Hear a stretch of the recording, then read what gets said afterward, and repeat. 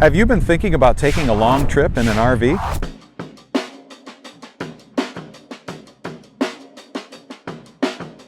Today we're diving into the details of our epic trip to the western US and Canada in our camper. In this video, we'll take you through our journey, highlighting campgrounds and incredible sights along the way.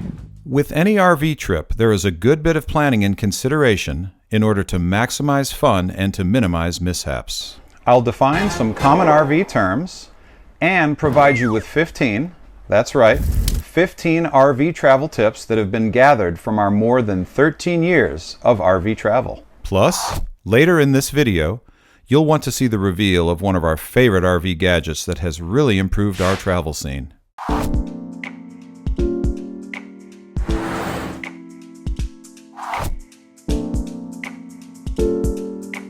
Travel tip number 1. If you're in a large motorhome or towing a big fifth wheel, we highly recommend getting an RV navigation app. Why? Because you can put in the height and length details about your rig, and the app will give you directions that avoid narrow roads and low underpasses. Google Maps does not yet do this for you. This definitely lowers the stress potential when passing through an area like Chicago. Our first pit stop after 9 hours of driving is Interstate RV Park in Davenport, Iowa, less than 1 mile off Interstate 80. We start a lot of our journeys out west with this easy and convenient RV park. We make a point to find stops that are close to the highway unless we're in an area that features amazing natural hotspots like national parks. The second travel tip is to consider packing lunch and snacks for the drive to minimize the length of your travel stops. Remember that we are towing our home on wheels, so we can't grab snacks while we're driving like you can with a motorhome. Because we tow a long rig, we only stop for diesel fuel at truck stops. I don't enjoy maneuvering in gas stations that cater to smaller cars. Sometimes we can't even fit in there. Other stops include easy on-off rest areas, which pop up about every 50 to 70 miles on the interstate. Speaking of diesel and efficiency, we've found that we get about 15 miles per gallon with our rig if we travel at about 67 miles an hour. My fuel efficiency drops a lot when I exceed 70 miles per hour.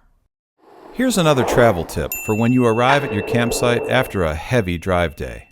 Keep your outside setup to a minimum when you know you'll be taking off the next day. We rarely put down a picnic table cover, set up chairs and rugs, or put out any decor when we're driving for the max mileage. Travel days are impacted by many factors. Speed matters. Road conditions matter. Wind matters. Bathroom stops matter. We've been known to change our travel plans based on weather conditions. If we can avoid wet roads and snowy conditions, we definitely do. When traveling in an RV, expect the unexpected. At the beginning of this long trip, I ruined our ceiling fan by bringing the slide room in. I replaced it later in the trip, and I will show you that process. I had to get up extra early the next day before we started our drive to do some ceiling fan shopping.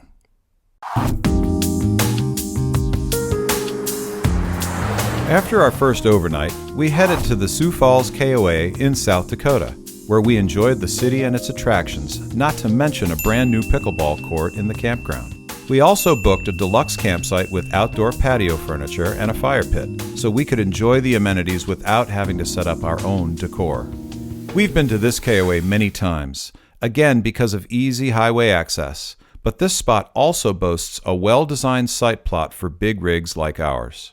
We will be staying here on the return trip as well, and I will take advantage of the nearby Blue Beacon truck wash for a convenient way to get the road grime and bugs off the rig. Our plan this stay was to go downtown and check out the famous waterfalls. We even lucked out and caught a rainbow as the sun set on our second night of travel. The Dakotas are wider than most travelers imagine, around 410 miles on Interstate 90, and South Dakota features some cool and unique attractions that we enjoy. So, our next stop was the White River Badlands KOA in interior South Dakota, providing a perfect base for exploring stunning Badlands National Park and the always fun and kitschy Wall Drug. There's even a fun little prairie dog town on the way to Wall Drug from our campground. This is an example of a stop that is more than 30 minutes from the interstate, but the opportunity to see the Badlands makes it totally worthwhile. When arriving at any of the national parks, you need a pass to get in. Since we visit a lot of parks each year, we buy the interagency annual pass for around $80. This gives us entry into any park that we visit during the year. We recommend buying it in advance online or at a retailer like REI. We've definitely arrived at a remote park gate with a ranger away from their post during peak hours. The parks generally have bad Wi-Fi and no cell coverage, so purchasing the pass in a pinch has not worked for us. Take care of this before you go so you don't have to think about it later. It's time to mention an unpredictable occurrence that took place at this campground. While I was hooking up the RV, I must have been bitten 10 times by flies and slapped 15 mosquitoes off my legs during the day. There were so many mosquitoes that they even fogged the campground the next morning. Didn't see that one coming. We spent very little time outside here because of the bugs. When I refer to hooking up the camper, I'm talking about connecting to city water, sewer, electric, and sometimes cable TV. Experienced RVers know this term well. Full hookups. Having water, sewer, and electric is referred to as full hookups, giving campers the same amenities as a typical home. We know a lot of people who stay at a Walmart or Cracker Barrel with no hookups in order to save money. We always prefer to have full hookups because we feel more refreshed and ready to roll for the next drive day after we've enjoyed the comforts of home. Full hookups also cost a little more each day than just getting water and electric or simply electric. We think it's worth it because when you don't carry extra water, your rig is lighter, saving on fuel as well. In case you were wondering, this is not the first time we took this trip. We took it last year, and the mishaps reached their peak around this part of the trip. We had our third tire blowout in just under a week, just outside of Wall. I learned a lot about proper tires, tire types, proper inflation, and the importance of a tire pressure monitoring system after last year's challenges. Luckily, before last year's expedition, we bought a tire pressure monitoring system, and it definitely saved us from major damage on the RV. I've come to understand that you cannot count on the manufacturer of your RV, even if we're talking about high-priced units, to have every system in working order. Don't assume that all functions are ready for prime time out of the factory. After the first tire failed on our relatively new unit, I assumed it was because I ran over a bolt, which was coincidentally true. But when I had the second tire fail a few days later because of what I thought was a severe bump in the road, I should have started to examine the tires. Better yet, if I had joined an Alpine owners group online, I would have discovered that many people were already aware of the problem with this particular tire. I now know what to look for when it comes to tire types. The tires that were on my unit out of the factory were inappropriate for the amount of travel that we do and for the size of our unit. We now know to look for truck-style tires that have the flat load-bearing edge. These are the kind of things that you learn about when traveling and troubleshooting. I want to emphasize that if you learn to tap into and trust your instincts, that actually makes you more aware and more capable of making better decisions as they relate to safety and maintenance. Flexibility in planning is also key for any RV trip. Here's an example. Our aim was to do our usual stop at the Billings KOA in Montana on our way to the East Glacier KOA in St. Mary.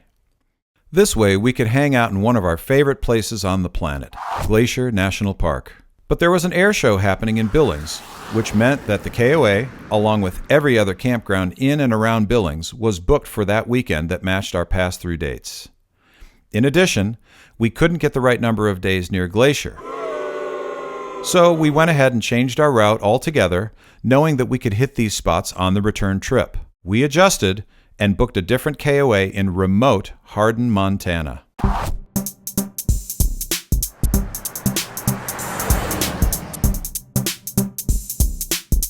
We tend to plan drive days of between 6 and 8 hours for trips over 2,000 miles.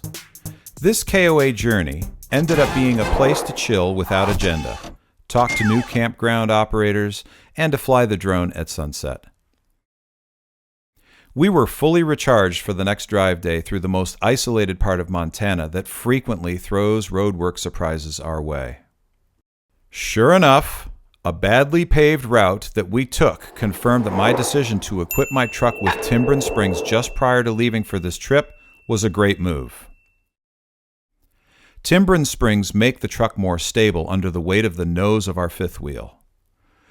When the camper hits bumps and suddenly presses weight down on the bed of the truck, it can really put pressure on the suspension, and believe me, you feel it.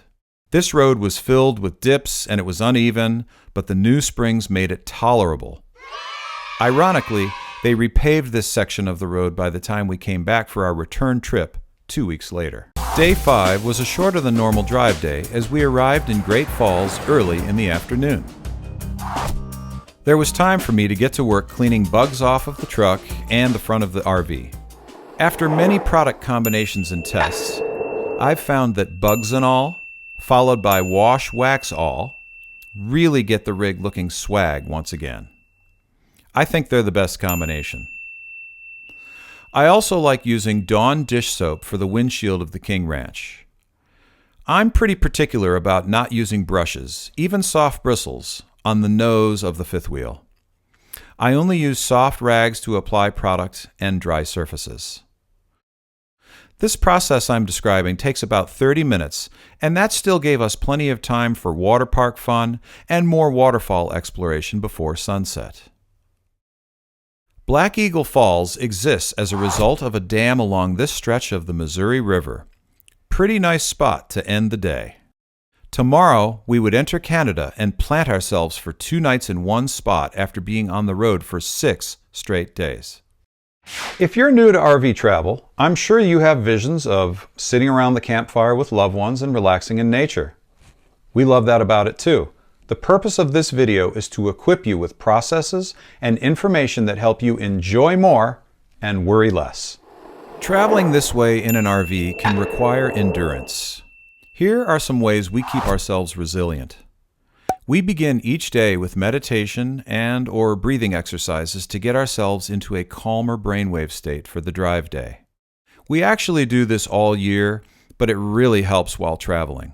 The alpha brainwave state is that calm, creative state of mind, as opposed to the faster beta state that's associated more with reaction and a busy mind. We always prioritize a good night's sleep and breakfast, even if that means leaving a little later than we want. It's also a goal of ours to drive only during daylight hours and to know the location of fuel and maintenance stops along the way. This results in a greater peace of mind as well. Okay, so what's the appeal of the RV way of travel? For us, it starts with adventure. Visiting new places based around campground availability gives some unpredictability, but it also gives you the opportunity to see sites that you might not consider. Also, you're taking your home with you. We like bringing our Berkey water filter, a plethora of dolls and stuffed animals, our bikes, a mobile music and video production studio, full kitchen, clean and spacious bathrooms, and laundry. It's also important to remember that an RV can get you unparalleled access to national parks and tourist sites off the beaten path. We made it to Cochrane, Alberta. This 2-night stay gave me the opportunity to rebuild my barn door in the bedroom, which fell during travel. Arriving near Calgary, it's always a surprise when we find a new campground to be our base camp for Bnaff National Park. There are definitely campgrounds closer to the park, but not spots suitable for our large rig. Spring Hill RV Park in Cochrane is a great location, but the spots can be tight for large RVs. The advantage here is that this campground puts us closer to our final destination while giving us a scenic 1-hour drive to Banff. A pull-through is a term for an RV campsite that allows you to position your rig without having to back in. As the term implies, you just pull through into the campsite and get into position. A pull-through is much easier for positioning your rig at the end of a long day, and if the site is level, most campers don't even have to unhook their truck from their camper in this type of site. Today is all about Banff, one of the most beautiful spots in the world. We visited this park almost 30 times and it never disappoints. I mean, come on, Look at this water. If you've never been to Bnaff, we would recommend 3 full days to take in the rockstar sights and take into account that the weather is changeable around here. At long last, we arrive at the St. Albert Kinsman RV Park, located close to family and friends along the Sturgeon River and Big Lake. The benefits of RV living now really kick in when you're in a place for more than a week. It's awesome to have our own bed to sleep in and a place for Maui to chill while we visit with family members who are not necessarily cat people. We also have the option to take out our kayak into the river and to hike and bike along the lake and river's edge. The pace of each day really slows down now. When you don't have to travel daily, it makes a big difference. The camping setup is also more extensive. Outdoor furniture, the grill, bikes come off the travel rack, and the awnings come out. In case you were wondering, we work while we're on the road, even on most drive days. We teach music and music production and create content wherever we go. An internet connection is vital. We have redundant internet solutions to make sure we are connected, even when we're in remote areas. Our truck has an unlimited mobile hotspot plan. Our 2 phones have unlimited 5G. Our camper has a WineGuard 4G router that contains a SIM card with an unlimited plan. And then there's the totally random last option, Campground Wi-Fi. Campground Wi-Fi can be horrible, and we assume that will be the case, which is why we have all of those other options. If for some reason the Wi-Fi at the RV park is good, then we'll use it, but we don't count on it. One of our favorite things to do is to scope out mountain biking spots when we reach any destination, especially the long-stay destinations. Edmonton has a really cool jump and skills park in Sherwood Park. An almost daily visit to Strathcona County Bike Skills Park becomes a part of the lifestyle while we're in Alberta. Being in place for more than a week provides time to wash the RV and do things like replace the wiper blades on the truck and any other maintenance and cleaning that needs to be done before the return trip. Now is a good time to reveal one of our favorite RV products. If you've done any RV travel already, you know that wet towels are a thing. If you take a late shower or even enjoy the pool at an RV resort, you know those wet towels can take forever to dry. Sometimes we don't have the time to make sure every towel goes into the washing machine. So, rather than laying out towels on the bed, on tables, or on couches during travel, try this fantastic product if you have room. A heated towel dryer. The Heat Rails towel warmer has been awesome for us. We even use this dryer to hang delicate clothes that we don't want to put through the dryer cycle of our combo unit. Our camping experience became way more luxurious with the addition of this product. With experience, if you figure out how to do your own maintenance, you can really save a lot of cash. You are also more likely to get things fixed quickly because a lot of locations don't have RV service options. I've gotten pretty comfortable with a lot of repairs, and I've benefited from a free tech support telephone service that came as part of purchasing our RV through Camping World. I've also done a lot of YouTube searches to increase my knowledge about many fixes. Once again, my ability to troubleshoot problems on the road makes the entire travel experience better, contributing to our peace of mind. On our way back to Ohio, we were able to book the St. Mary KOA and spend time in Glacier National Park. This is one of the most remote areas to reach in the lower 48, and it is totally worth it. Here are some highlights from the Going to the Sun Road.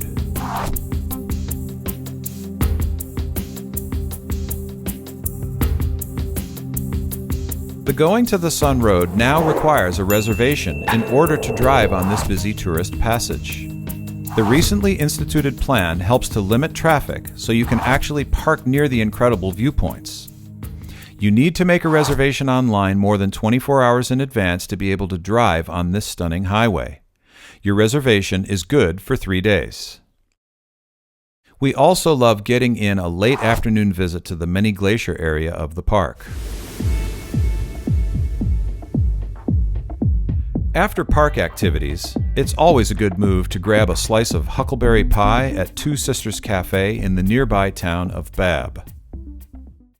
Before you head into a remote area like St. Mary, Montana near Glacier, Stock up on groceries. St. Mary has a tiny store with sky-high prices, and this is common in tiny towns that are harder to access. Normally, when we take this epic trip, we also head down from Glacier to visit Yellowstone National Park, another one of those must-see destinations. This year, we were trying to make it back to Ohio a little earlier, so we decided to head straight to Billings before stopping in Rapid City, South Dakota. We love the Billings KOA because it is situated on the banks of the Yellowstone River where we can get a good nature fix. The campground also has great amenities and nice pull-through sites. The reason we decided to head to Rapid City next is because we planned our second visit to Mount Rushmore. Because the drive from Billings to Rapid City takes more than 6 hours, we left early on this drive day to ensure that we had time to see Mount Rushmore before, during, and after sunset. Our daughter is homeschooled, and this factors into our decision to spend a lot of time in our RV. Her education is continuous when you travel across the continent. This night in Mount Rushmore was no different. A presentation after dark at Mount Rushmore provided an excellent and engaging history lesson for all of us. It's also really cool to learn about important historical spots while you're standing right inside of them. We hope you enjoyed a glimpse into our traveling lifestyle. Our travel tips could provide you with valuable information as you plan your next RV adventure. Remember the importance of flexibility and to plan your stays around desired tourist attractions. If you plan to become a part of the RV community for longer than just one voyage, we hope you consider educating yourself in the ways of maintenance and safety as well. If you have any questions or want to connect with us, leave a comment below. Feel free to give a like and subscribe to our channel for more adventures. See you on the road. Wow!